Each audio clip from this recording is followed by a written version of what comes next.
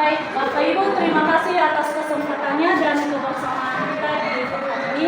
Saya sampaikan terima kasih kepada Bapak yang sudah meluangkan waktunya untuk menemani saya dalam hal berbagi pengetahuan tentang seperti judul kita di atas di sini tentang budaya positif, Bapak Ibu. Dan ini sangat penting buat kita, Bapak Ibu, untuk kita ketahui.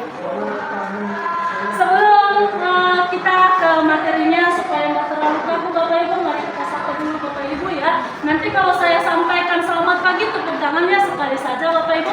Selamat siang, tepuk tangan 2 kali Bapak Ibu, dan selamat sore kalau nggak sama.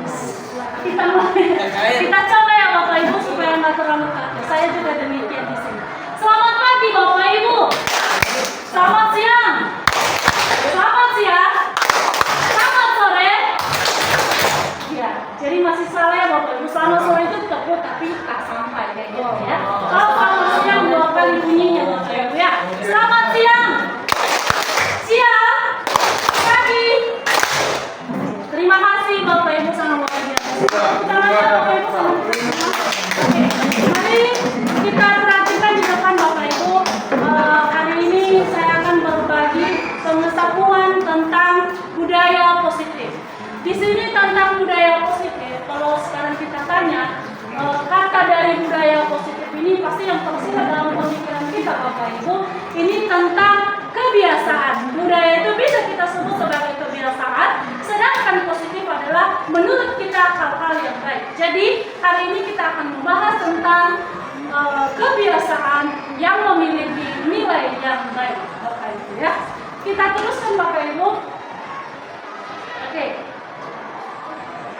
Di sini Bapak Ibu akan kita lihat bagian paling penting atau bagian inti dari budaya positif. Yang pertama, kita akan melihat nanti penjelasan dari paradigma perubahan belajar, disiplin positif, nilai kebajikan, kebutuhan dasar manusia, motivasi perilaku manusia, kemudian posisi kontrol guru, keyakinan kelas, dan terakhir nanti Bapak Ibu kita akan membahas mengenai segitiga restitusi. Lanjut ya, kita mulai dari yang pertama tadi Bapak Ibu tentang paradigma baru dalam perubahan pembelajaran. Bapak Ibu, pembelajaran dengan paradigma baru ini merupakan pembelajaran yang kita kenal sampai sekarang ini disebut dengan berdiferensiasi atau pembelajaran di mana fokus untuk memenuhi kebutuhan murid-murid kita di dalam kelas. Jadi Bapak Ibu, tujuan daripada pembelajaran berdiferensiasi ini Bapak Ibu untuk mewujudkan profil pelajar Pancasila yang sudah kita ketahui terdiri dari 6 elemen. Yang pertama Bapak Ibu ada beriman, bertakwa kepada Tuhan yang Maha Esa dan berakhlak mulia. Kemudian ada mandiri, bergotong royong, berkebinekaan global, bernalar kritis, dan yang terakhir tentang kreatif. Nah, inilah yang akan kita wujudkan di dalam pribadi setiap siswa dan siswi kita di dalam kelas Bapak Ibu. Setelah kita pahami mengenai paradigma, mari kita lihat selanjutnya Bapak Ibu. Di sini ada sebuah miskonsepsi tentang teori kontrol. Ini penting Bapak Ibu ya. Sering sekali dalam benak kita mengatakan beberapa ilusi-ilusi yang ada di depan ini Bapak Ibu. Yang pertama, kemungkinan besar kita pernah mengatakan bahwa guru memiliki kontrol bagi murid-muridnya. Ini ya Bapak Ibu, ilusi yang pertama. Dan ilusi yang kedua Bapak Ibu, bahwa kalau adanya kritikan membuat merasa bersalah, ini mampu menguatkan karakter, misalnya bagi siswa dan siswi kita. Kemudian ilusi bahwa semua penguatan positif itu efektif dan bermanfaat, misalnya pemberian hadiah Bapak Ibu kepada siswa dan siswi kita yang menurut kita telah memenuhi apa yang kita harapkan. Kadang kebiasaan kita itu, termasuk saya Bapak Ibu, saya memberi hadiah kepada siswa-siswa yang menurut saya bagus nilainya, tapi ternyata Bapak Ibu ilusi ini tidak baik atau tidak bagus, dan ini yang perlu kita akan ubah. Kemudian Bapak Ibu ada juga ilusi bahwa orang dewasa itu ini istilahnya dapat memaksa ya, atau kita karena sebagai guru kita nyatakan sudah posisi dewasa, maka kita punya hak untuk memaksakan kehendak kita terhadap siswa, dan ternyata hal ini tidak baik Bapak Ibu. yang seharusnya Bapak Ibu, mari kita lihat. Di sini ada beberapa kalimat tentang paradigma stimulus respon ke pendekatan teori kontrol. Bapak Ibu, ada beberapa kalimat yang kemungkinan besar masih ada ke kita sampai sekarang ini. Misalnya pernyataan yang pertama, atau pada paradigma stimulus respon, kita sering mengatakan bahwa kenyataan, kebutuhan kita sebagai Bapak Ibu guru itu semua sama. Namun Bapak Ibu, ternyata dalam teori paradigma stimulus, teori kontrol, bahwa kenyataannya kebutuhan kita itu semua berbeda-beda. Kita ambil satu contoh Bapak Ibu. Misalnya kita sebagai perempuan, kadang orang berpikir bahwa semua perempuan itu menggunakan lipstick atau kita butuh namanya lipstick. Tapi tidak semua ternyata Bapak Ibu, perempuan menyukai memakai lipstick. Atau misalnya bagi bapak-bapak ini, laki-laki Bapak Ibu ya, bahwa laki-laki itu pada umumnya menggunakan minyak rambut. Lalu bagaimana yang minyak rambut? Begitu. Ya? Jadi Bapak Ibu, paradigma inilah kebiasaan berpikir kita itu yang perlu kita ubah. Begitu Bapak Ibu ya. Oke, ini tentang paradigma kita Bapak Ibu. Sekarang coba kita lihat teori yang berikutnya. Sekarang kita masuk pada disiplin positif. Disiplin, mungkin Bapak Ibu sudah tidak apa lagi, sudah paham tentang kata disiplin. Disiplin ini merupakan sikap dan perasaan taat dan patuh terhadap nilai-nilai yang kita percaya merupakan nilai yang baik. Sedangkan disiplin positif merupakan cara untuk membuat disiplin yang didorong ini atau disiplin yang dari sini tadi didorong berdasarkan karena kemauan, bukan karena dia disiplin karena ada takut hukuman, karena dia merasa tidak nyaman, atau karena ada hadiah maka seorang itu memberi diri untuk disiplin. Tidak demikian ya Bapak Ibu. Tapi yang diharapkan di sini bahwa disiplin di dalam diri anak-anak atau di dalam diri kita secara pribadi sebagai Bapak Ibu guru didorong karena keinginan dan kesadaran sendiri, bukan karena hukuman, bukan karena adanya hadiah, atau bukan karena ada sesuatu hal. Kayak gitu Bapak Ibu ya. Oke, maka Bapak Ibu, mari kita perhatikan di sini sebagai pendidik. Tujuan utama kita Bapak Ibu adalah untuk menciptakan murid yang memiliki disiplin diri sehingga mereka berperilaku mengacu kepada nilai-nilai kebajikan universal. Motivasi prinsip dalam perubahan perilaku menjadi lebih baik. Sekarang coba kita lihat apa itu kebijakan universal dan memiliki motivasi prinsip. Yang pertama kita lihat di sini nilai-nilai kebajikan. Nilai kebajikan Bapak Ibu ini adalah nilai yang positif yang disepakati bersama, termasuk seperti peraturan yang sudah kita buat di sekolah dan juga di dalam kelas kita masing-masing. Nah, jadi di sini ada nilai-nilai kebajikan dari instansi atau yang sudah diprogramkan dari sana, misalnya pada profil pelajar Pancasila yang terdiri dari 6 elemen. Maka sikap yang diharapkan ketika penerapan ini sudah berjalan Bapak Ibu adalah yang pertama sikap siswa yang kita harapkan bisa bertoleransi, ya, rasa hormat, ada integritas, mandiri, menghargai dan sebagainya. Sedangkan pada keterampilan hidupnya kita dapat menemukan orang-orang tertentu dapat dipercaya, memiliki hati yang lurus, mampu mendengar dengan aktif, kemudian tidak merendahkan orang lain, kemudian memberikan yang terbaik dari dirinya. Oke, tentang nilai-nilai kebajikan Bapak Ibu ya.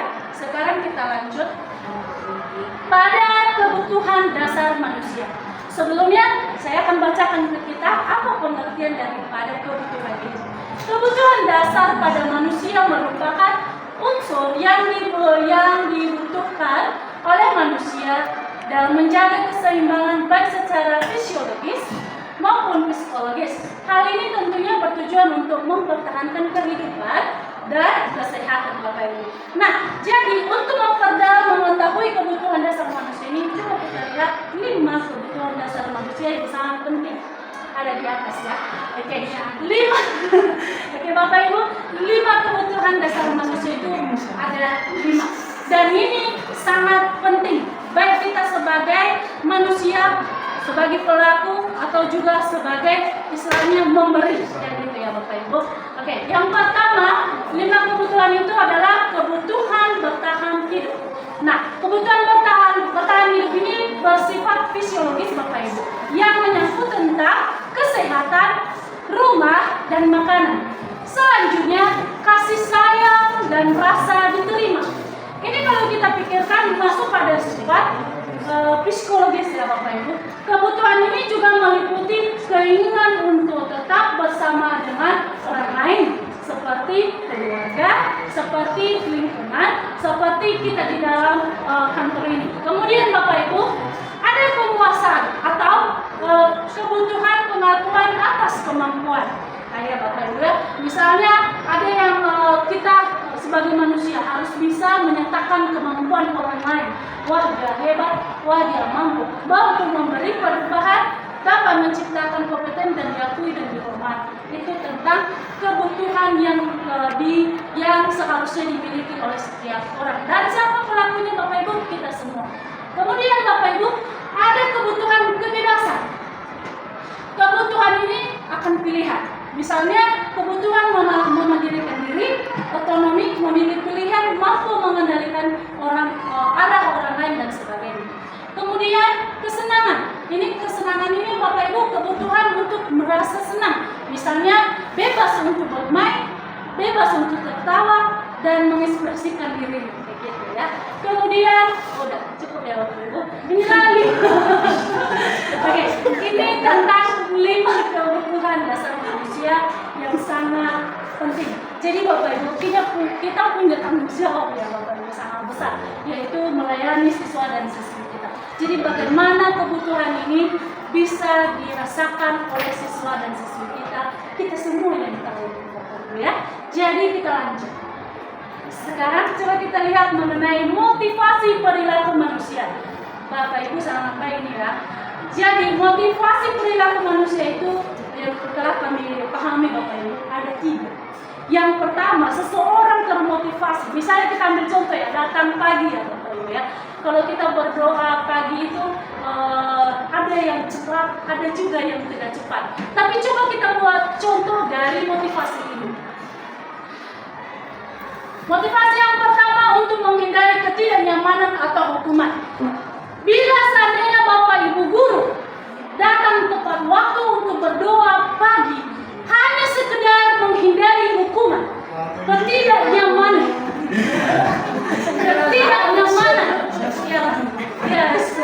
ketidaknyamanan juga, ketidaknyamanan kita Bapak Ibu dari peraturan yang sudah kita sepakati. Maka Bapak Ibu, kita harus tahu bahwa itu hal yang tidak baik, karena bila seandainya motivasi itu muncul, berarti motivasi perilaku kita masih berbentuk ekstrinsik. Kemudian Bapak Ibu, untuk mendapatkan imbalan atau penghargaan dari orang lain, kalau nggak salah tahun sebelumnya kita diberi sesuatu atau penghargaan sesuatu dari suster ketika kita cepat-cepat datang berdoa pagi di kantor ya Bapak Ibu ya. Maka ingat tahu saya salah tuh ya. Jadi ingat Bapak Ibu bahwa motivasi ketika kita datang ke kantor lebih cepat untuk berdoa pagi, jangan karena ada imbalan, jangan karena ada penghargaan sesuatu dari suster kepala sekolah kita misalnya ya. Tapi mana tahu juga ada suster nggak apa. Kemudian, jadi motivasi apa yang perlu kita miliki Bapak Ibu? Ini dari atas yang paling terakhir, atau motivasi intrinsik, yaitu untuk menghargai diri sendiri dengan nilai-nilai yang dipercaya. Kita termotivasi melakukan sesuatu hal karena memang dari diri kita sendiri. Kita sadar status kita itu apa? Sebagai guru, pedoman, contoh yang baik kepada siswa dan siswi kita. Betul ya teman-teman? Oh ibu guru, betul ya? Jadi saya rasa Bapak Ibu tentang motivasi ini, marilah sebagai pendidik yang baik, marilah kita tumbuhkan dalam jiwa dan raga kita, perilaku kita tentang motivasi yang nomor 3 Bapak Ibu ya. Termotivasi karena untuk menghargai diri sendiri dan karena ada nilai yang kita percaya.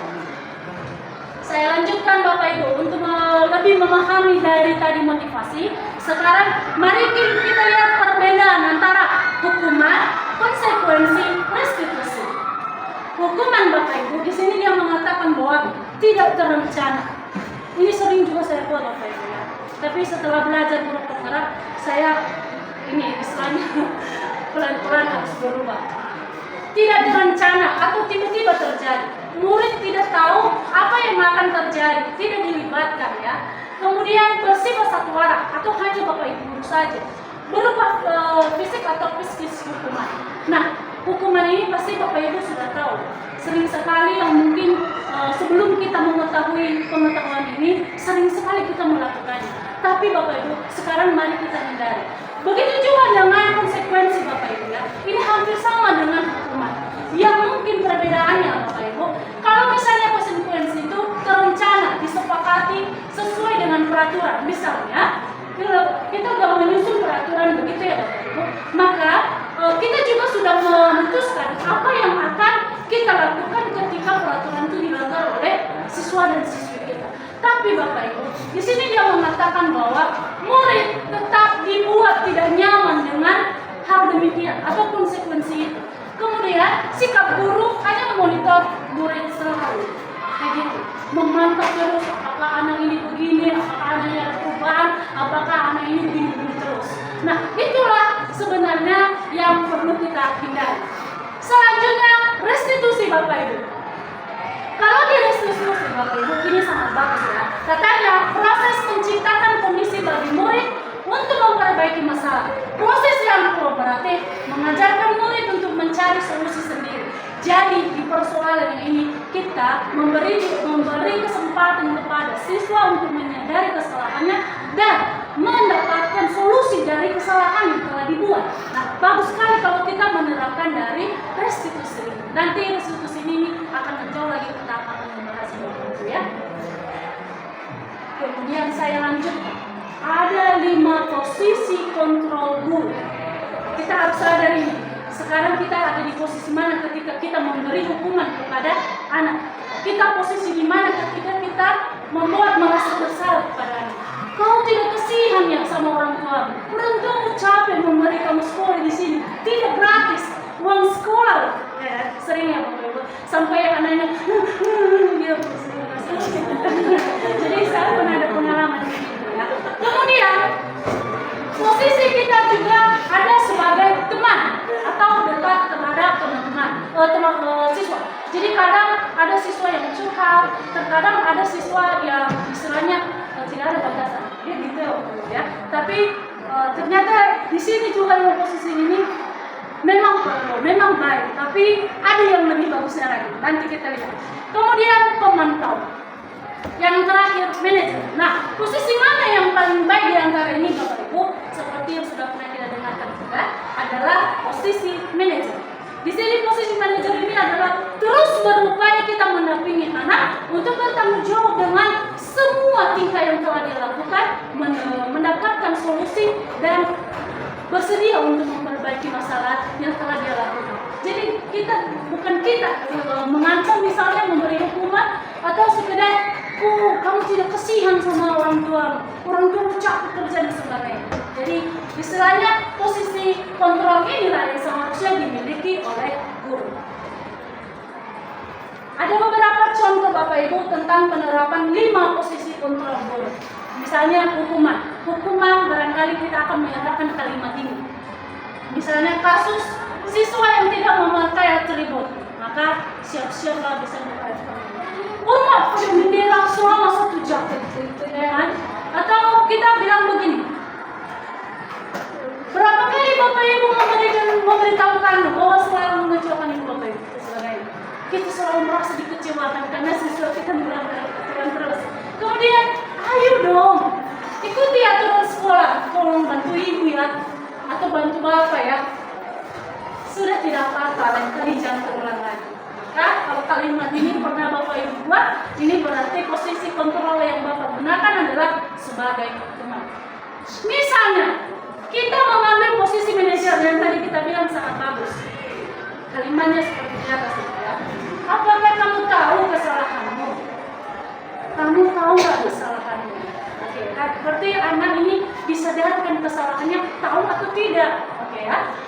kesalahan, kira-kira bagaimana kamu memperbaiki masalah ini?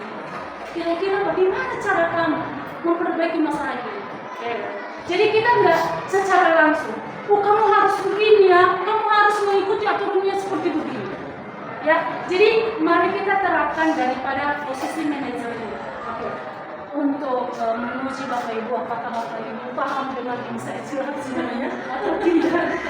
Di sini ada sebuah pertanyaan Bapak Ibu. Posisi kontrol apakah aku? Kalimatnya seperti di atas. Baiklah, tidak apa-apa, nanti Bapak bantu selesaikan. Kira-kira Teman. Teman ya Bapak Ibu. Oke, mantap sekali. Selanjutnya Bapak Ibu, kalimat berikutnya. Apakah kamu masih ingat keyakinan keras yang telah kita sepakati bersama? Dengan tindakan apa yang akan kamu lakukan untuk memperbaiki masalah ini? Manajer, terima kasih banyak Bapak Ibu sudah menjawab dengan baik. Kita lanjut ya. Sekarang kita ke keyakinan keras. Di sini ada sebuah pernyataan. Mengapa keyakinan keras? Kenapa tidak kita gunakan peraturan kelas, peraturan sekolah? Kenapa harus keyakinan kelas? Jadi yang membedakannya Bapak Ibu ada di sini. Yang pertama, keyakinan kelas itu adalah kesepakatan yang dibuat bersama. Kesepakatan yang kita buat bersama dengan murid antar siswa untuk menciptakan lingkungan belajar yang positif, produktif dan di dalam kelas. Sedangkan peraturan Bapak Ibu biasanya ini dibuat oleh hanya guru tanpa melibatkan siswa. Jadi setuju kita itu ya. Kita lanjut. Ini perbedaan antara keyakinan kelas dengan peraturan kelas atau semuanya lagi. Oke. Selanjutnya Bapak Ibu, pembentukan keyakinan kelas ini terdiri dari beberapa item yang perlu kita perhatikan. Misalnya Bapak Ibu, peraturan keyakinan kelas yang kita buat itu sedikit saja biar mudah diterapkan, diingat oleh siswa dan siswi kita ya. Saya lanjutkan lagi Bapak Ibu, yang paling terakhir mudah-mudahan ya, tentang segitiga restitusi. Oke ya, segitiga restitusi suatu proses dialog. Kita ingat ya Bapak Ibu, bahwa segitiga restitusi itu adalah proses dialog yang dijalankan oleh guru agar dapat menghasilkan murid yang mandiri dan bertanggung jawab. Jadi, segitiga restitusi Bapak Ibu terdiri dari 3 langkah. Yang pertama, menstabilkan identitas. Yang kedua, validasi tindakan yang salah. Yang berikutnya, menanyakan keyakinan, misalnya keyakinan kelas yang telah disusun. Kita lihat penjelasannya. Menstabilkan identitas Bapak Ibu berdasarkan prinsipnya bahwa membuat kesalahan itu adalah bagian dari proses pembelajaran Bapak Ibu ya. Nah, bila seandainya kita berdialog, kita menyelesaikan masalah siswa kita dengan menggunakan segitiga restitusi, pada bagian menstabilkan identitas, kita boleh menggunakan kalimat di atas. Misalnya, berbuat salah itu tidak apa-apa. Oke ya? Berbuat salah itu tidak apa-apa. Berarti ini menunjukkan daya kita supaya anak itu tidak merasa gagal dari perbuatan yang telah dia lakukan. Tapi kita berupaya mengingatkan dia bahwa berbuat salah tidak apa-apa, tapi harus ada perubahan. Begitu Bapak Ibu ya. Selanjutnya, misalnya pada validasi tindakan yang salah. Ini juga kalimat di atas yang bisa kita gunakan untuk berdialog kepada siswa kita yang misalnya menyelesaikan masalahnya. Kemudian menyayangkan keyakinan kelas. Misalnya, apakah kamu apa yang kita percaya sebagai kelas atau keluarga? Kalau misalnya kamu ribut, menurut kamu keyakinan kelas apa? Atau keyakinan kelas sudah benarkah kamu mengikuti keyakinan kelas kita atau bagaimana? Nah, dengan sendirinya siswa akan sadar dengan keyakinan kelas yang kita buat. Misalnya, menjaga keheningan di dalam kelas untuk selama Bapak Ibu lah, pokoknya menjaga keheningan di dalam kelas. Ketika teman siswa kita ribut, Bapak boleh pertanyaan ini. Kamu ribut tadi di dalam kelas. Menurut kamu sesuai tidak dengan keyakinan kelas yang sudah kita sepakati. Maka anak di situ tidak untuk kita tekan, tidak untuk kita hukum, tidak untuk kita istilahnya memberi dia sesuatu hal yang tidak nyaman. Tapi kita berusaha supaya anak itu berkata jujur, sadar dengan apa yang seharusnya dia lakukan dan sebagainya. Ya. Penutup. Oke, saya baca. Dalam penerapan program budaya positif, kita lengkapi saja Bapak Ibu ya. Hendaknya guru memiliki standar kepribadian profesional dan sosial yang baik, di mana guru mampu merefleksikan dirinya dalam posisi kontrol saat ini.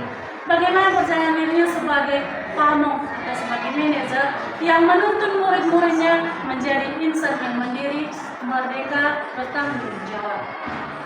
Baik Bapak Ibu, demikian saja yang bisa saya paparkan tentang budaya positif. Saya ucapkan sekali lagi terima kasih kepada Bapak Ibu, terlebih lagi siswa kepala sekolah yang telah memberikan saya kesempatan. Ya Allah.